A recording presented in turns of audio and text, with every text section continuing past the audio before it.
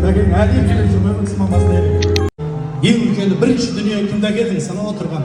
Сүндетті не деп еркелеттіңіз? Шынабай. Қараңыз. Сәке, Шынабай деп шақырыңыз.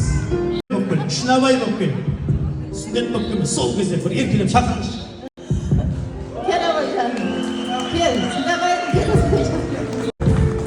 Шынабай баласы ең алғаш дүниеге келген, анамыздың аналық мейірімін оятқан,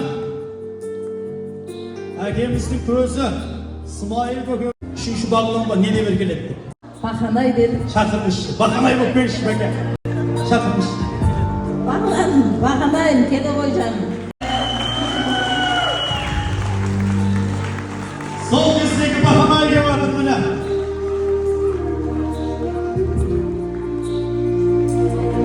Екінші жігіт қайсысы еді жаңа? Не деп еркелеттік?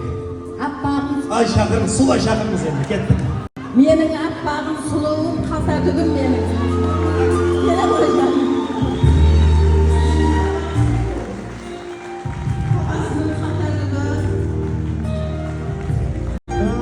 Бәкең әлем келіп жүрмемін сымамасын әлем.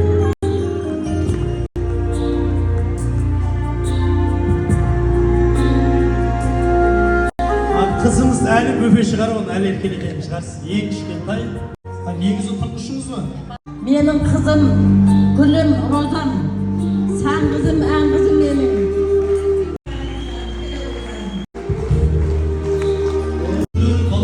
Бақыттыңыз. Төрт бау. Смайыл көкеміз көрмеген жақсылықтың барлығын сіз көріңіз. Бәке, бір суретке түсейік, анамыз орта қалып. Одан кейін қосылды ғой, мына келіндер, немере дегендер, кейін дүниеге келгендер. Yok, gözüm.